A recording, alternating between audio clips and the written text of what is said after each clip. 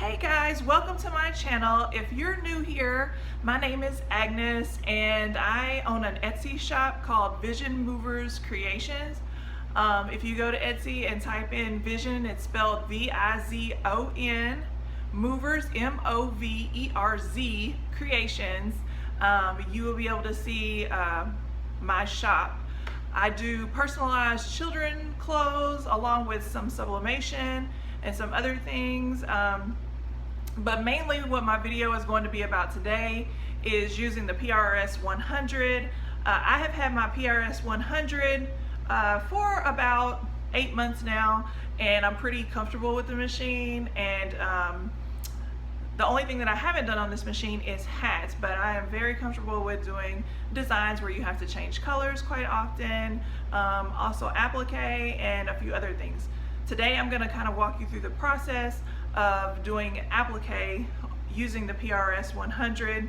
So things we'll go over is easy way to change the thread colors, how to organize your files so that you don't have to change colors as often, and just really just walk you through the process of doing applique, because I know some of you out there haven't tried it yet, and this is just a video to show you that it's nothing to be afraid of and that you can be comfortable doing that with a one needle machine.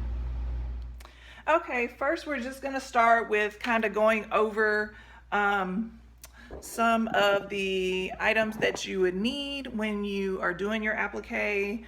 The first one being like your fabric. So I have 3 different fabrics that I'm going to be working with today. You can see it's the candy corn, this red and black kind of large gingham or plaid or whatever you want to call it. And this is going to be for a Christmas design. And then, you know, think outside of the box when you're doing your designs. This ball pattern is also going to be used for a Christmas design as well. I get fabric from a lot of different places, Joann's, Walmart, some stuff you can order online. But always keep an open mind, because your creativity is not hindered by what kind of colors or designs or whatever you can use when you're doing applique. But these 3 are the ones we're going to be working with today. Okay, so now that I have my fabric cut into the proper size pieces for my applique, I am going to apply HeatnBond, which we use HeatnBond Light when we are doing applique, because this helps the material adhere to the shirt, and it also prevents fraying when you cut around your fabric pieces. See, as you can see, you know, it's kind of frayed. See how the pieces just come off of the edge? When you put HeatnBond on that, that prevents that from happening once this piece of material is on your garment. So let's get started with that. Okay, so one thing that I forgot to mention is that you don't have to buy your HeatnBond in a bolt like this. I do it because I do a lot of applique, and rather than buying the smaller packages, I buy the larger bolt because it's just more cost effective for me. So what you want to do is just cut your HeatnBond to the size of the actual piece you're going to use in your applique design.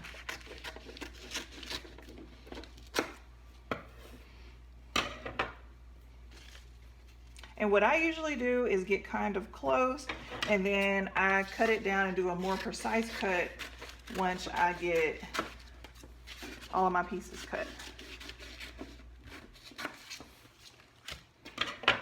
I know I'm left-handed, and this looks kind of weird to some people, but it is what it is, guys.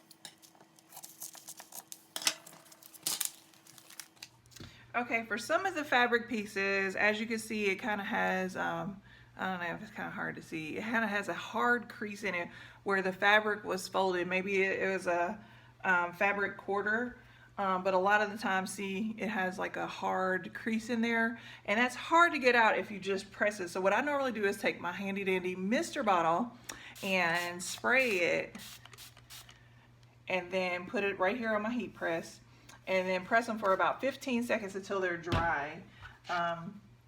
And all my pieces, because they all came from fabric quarters, are kind of like that. So I will want to pre-press these before I actually put HeatnBond on the back. So,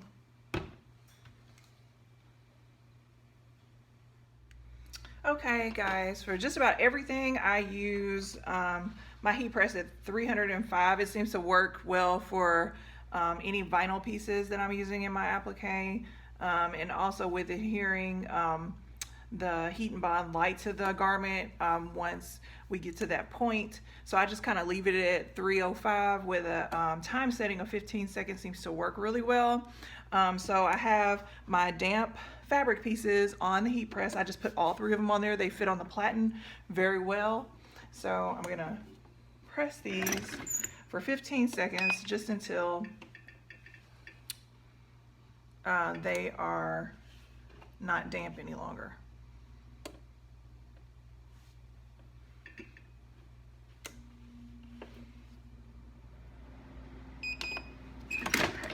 And hopefully that 15 seconds was good enough. It was. Now we can start actually putting the HeatnBond pieces on the back of our items. I use a piece of Teflon that's kind of folded in half. Mine has been used so much it's kind of splitting right here in the middle, so I try to be careful with it. So you want to line it up just so that you don't have anything hanging over the edge, because whatever you have hanging over the edge will get on your bottom piece of Teflon. And just to keep things nice and neat, even though it will easily come off the Teflon, I try my best not to do that. So 3 seconds, 3, 2, 1. And then your HeatnBond is attached to the back. You want to wait for a few seconds to let it cool before peeling it. But let's go ahead and get the other 2 done.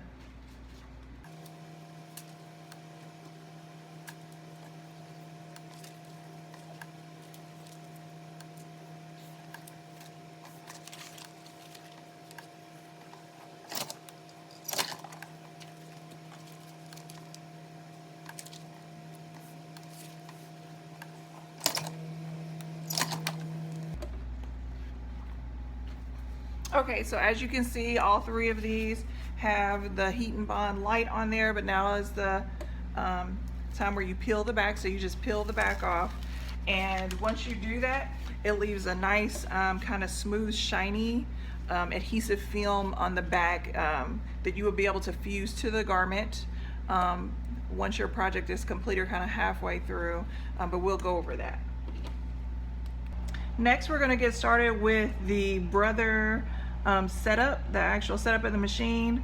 As you can see, I don't have any thread on the machine yet. I do have the piece of thread from the last project I was working on, because that's important for threading to save you some time, so you won't have to rethread the whole machine. You leave your tail hanging from your last project so you can load your other thread. When you first turn on your machine, it's always going to have this message about oiling your machine every use. I don't necessarily oil my machine with every use. I do it every 8 hours of stitching is what my service person had told me. So that's kind of what I do. I kind of keep tabs on, you know, how long each one of my projects are based on the orders that I have, and then oil my machine accordingly. So I say okay, and now I'm ready to load my design.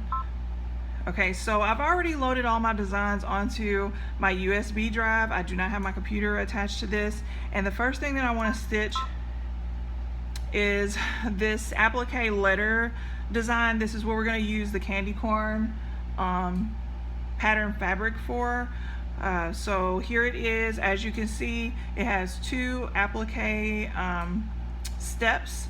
and then it has the actual color step that's in your design, and then for the name it also has that. So for this design we truly only need 2 colors, because the applique steps, it doesn't really matter what color those are because they will be covered up with the satin stitch at the end of the applique process. Okay, so for this project we're going to be using the black thread and the orange thread. So let's go ahead and get those loaded onto the machine. Okay, so for loading the machine we're going to load well, I guess you can see these better. So we're going to load our 2 colors of thread down here on these 2 spool holders. So the first one we're going to load is black. Since it's a tall cone, we will not need the disc on top to keep the thread from moving. And this is Madeira thread that I'm using. I use a lot of different threads, but I do like Madeira the best. The price point is good and the quality is really nice as well. On the other spool, since I have a smaller spool, and this is Floriani, I think the way it's pronounced, and so I'm going to use a spool topper on this one to keep the actual spool from moving as the thread is being pulled off. Although I have forgotten it and it hasn't made a big difference with the Floriani, I think it really makes a difference when you're using just the regular spools of thread. Okay, so what we're gonna do, because see, I have pink thread in here from where I did my last project. I don't know if you can see that, but anyway, that's pink. And as you can see on the screen, that our first step is going to be black. That's our first time we have a color. These other 2, remember I said they don't matter because they're going to be covered with this black satin stitch. So we're going to start off with black, just to save us time, right? Because we have a 1 needle machine and we want to be as efficient as we can with changing thread. So the way that you easily change your thread is you're going to tie this like in a regular knot, like you tie a balloon when you put air in it. Okay, so you just tie those together and pull them tight, and then let's see, this will adjust the camera here. Then we're going to grab your thread down here. We're going to take it out of the needle but leave the thread behind the hook, and we're going to pull that thread through until here's our knot and we have black thread.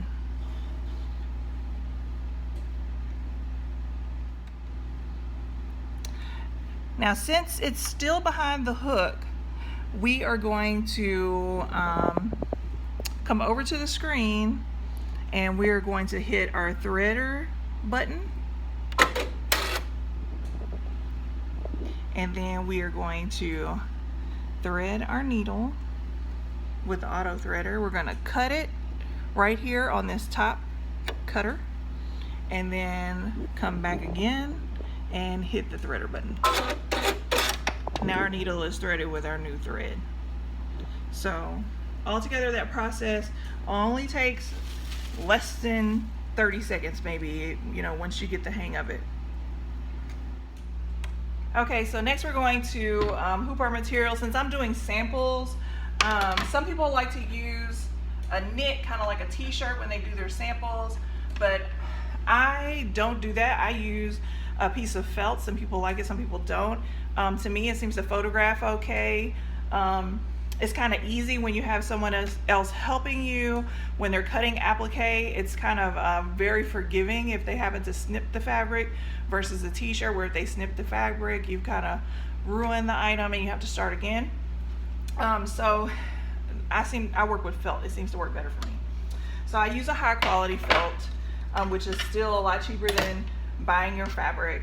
And I do use stabilizer. So in this case, this is a poly mesh. It's not fusible or anything like that, but I'm going to hoop this poly mesh using Mighty hoops.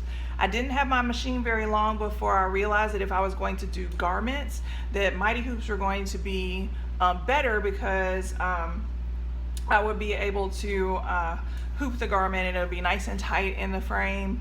And then I wouldn't have to worry about anything slipping or anything like that. Also, what is neat about the Mighty Hoop is I also have a backing holder. So what I do is, if I was hooping a garment, and I could show you real quick, is I would lay my stabilizer on here, and to keep that stabilizer from moving around inside my garment, and try to position the stabilizer inside of the garment along with that bottom hoop. This holds everything together until you actually get the top hoop on. And once you get the top hoop on, you can take that off, and then you load it on your machine. So I got my stabilizer, I got my bottom hoop, I got my piece of felt. I'm just gonna lay it on here, and then I'm gonna take my top hoop and just snap it on. See how easy that was? So for me, it was a kind of no-brainer. You know, everybody's preferences are different, but this worked for me. So then you just take off your back hoop, and everything is hooped. It's nice and tight. You know, not very much pulling involved. When you hoop a garment, there is just a little bit of tugging you have to do to kind of make it nice and taut. Not too tight, but you know, taut. Just tight enough so that it doesn't pucker when you get ready to embroider it. One more thing that I forgot to say, that this actually, this hoop is actually an 8x9 Mighty hoop, which is basically the equivalent of your 8x8 hoop that comes with your Brother. I find that if you're working in Embroider or other software, you don't even have to change the hoop type when you're actually designing. You could leave it at this hoop size, the 8x8, and it will fit nicely in your 8x9 Mighty hoop.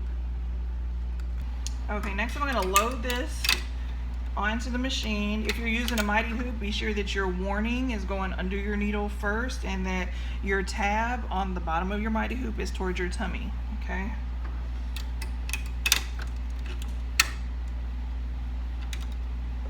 And because the 8x9 Mighty hoop is the largest that this machine will accept, sometimes if you have bunching of your material up here near the arm, you may have to lift that material out of the way. So hopefully you have a good view here, and let's look at the screen and get going here. So to get started, I always do a trace whether I know that the design is going to fit or not. So to do a trace, you're going to do this one item right here that has a little square with the lines, and so your needle drop light is going to show you where your needle is going to drop inside the hoop. I don't know if you can see that very well, but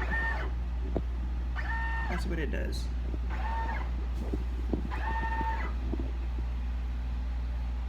Okay, so that's very light. Okay, so to get started, I already have the black thread loaded onto the needle. So without further ado, let me adjust the camera a little bit here. Without further ado, let's get started with our first stitch. The first stitch in your applique is called a trace. And so basically what it's going to do is it's going to lay down the design and show you where you need to lay your fabric. It's usually just a simple, quick, straight stitch. It's not no embroidery stitch at all. So let's go down and get that going.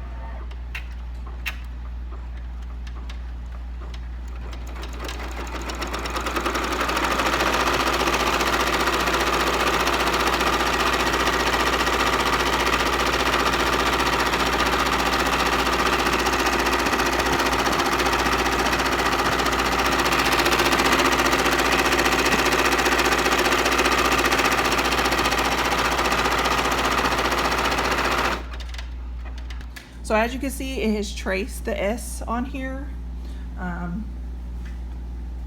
So we're gonna get our piece of fabric that we put the HeatnBond on, and we're gonna lay that with the adhesive side down onto our project where it's going to stitch, okay?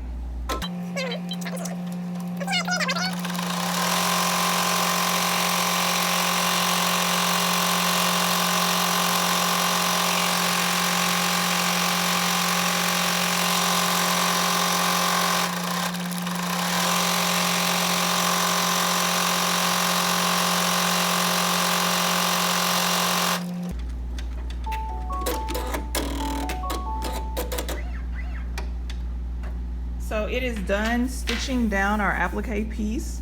So it is actually on the fabric. It is not tacked, it's just tacked down. This is what they call material placement stitch. This particular design actually used a bean stitch to stitch it down, but sometimes designs, when you get them, it's just a straight stitch that stitches the fabric down. In this case, it was a bean stitch, so it's just a little bit more of a tighter stitch. It doesn't make it a good or a bad design either way. That's just how some of the designs are set up. So now we're gonna pull this off of the machine and take it over to our table to cut it.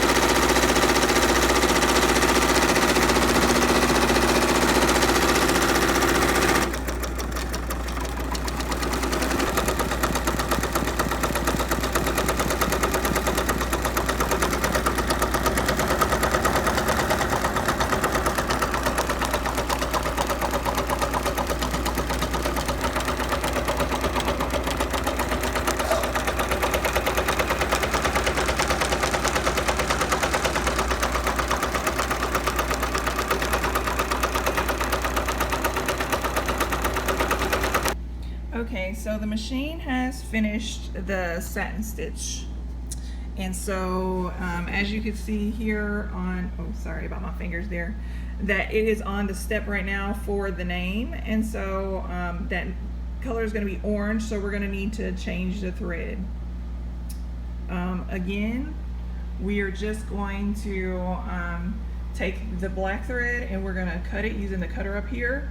Then we're going to tie together the end that's in the machine down here, right here, to the end of this thread, and that's how we're going to change it. So let me change my camera angle, be right back.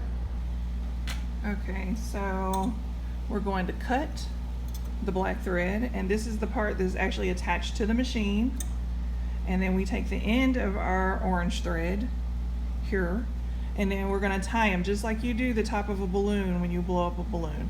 So we're going to go around and under, and we're tying them together into a simple knot. And there's our knot right there.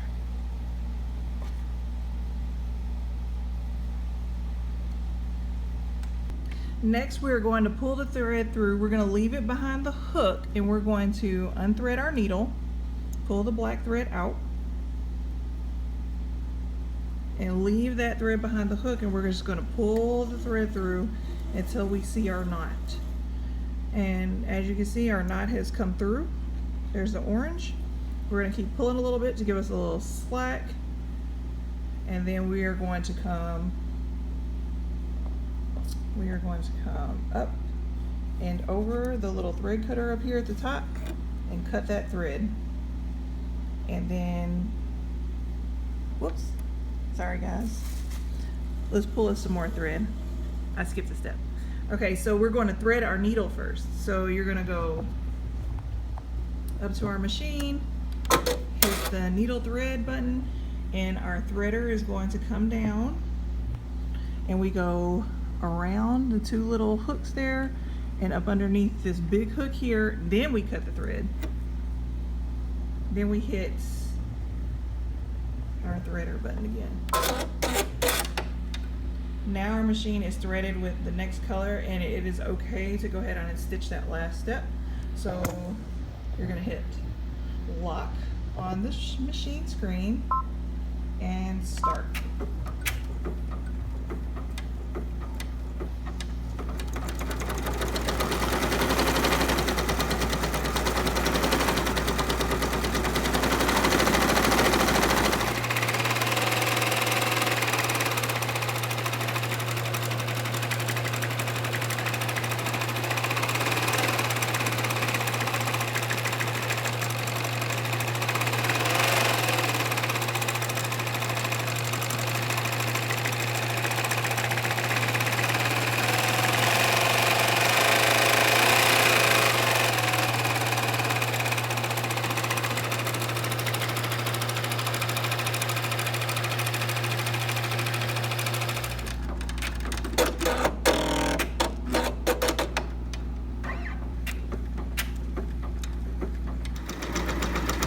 Okay, so while that's finishing stitching, in the instruction manual for the PRS100, this little area up here, it doesn't tell you to put the thread through there. However, I put the thread through there so that, see how wild it comes off of the thing, and sometimes it gets twisted up. So this just keeps it from getting twisted as it's coming through the machine. Some people, you know, just thinking, you know, because there's numbers and everything up here on the top of the machine, this is for winding your own bobbins. This right here is not for threading the machine. The thread is supposed to go from here through these two loops to this part. So if you're doing that a different way, you may be doing it incorrectly.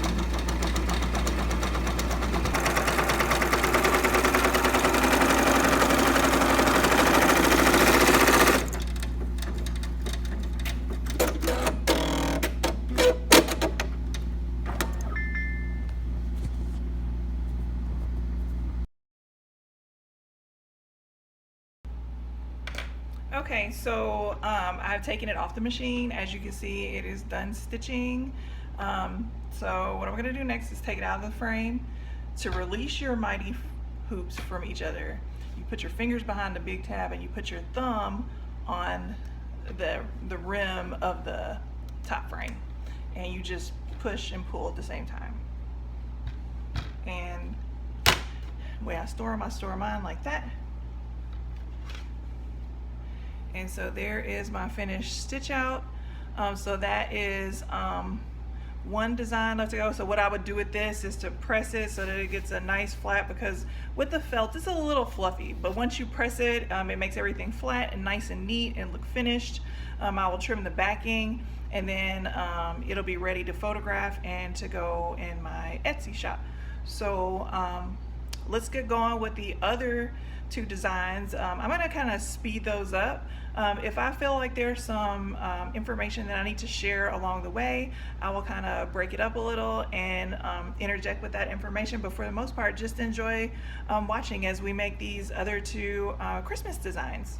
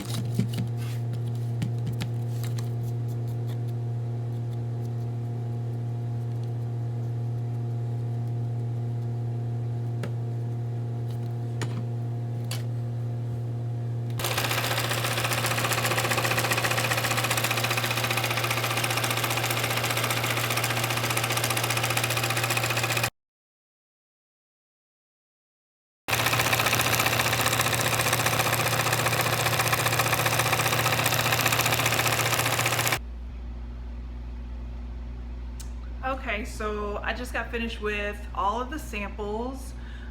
Here is a look at those final products. That is one. You can see that's the applique, and this up here is a minky fabric that I use to get a texture here at the top of the stocking. And then I have another that is very similar to that. And then, of course, the very first one that we did the step-by-step video for. Thank you for watching. I hope this video was helpful. If you have any questions, just leave those in the comments, and I will respond to them as soon as possible. If you enjoyed today's video, don't forget to like and subscribe.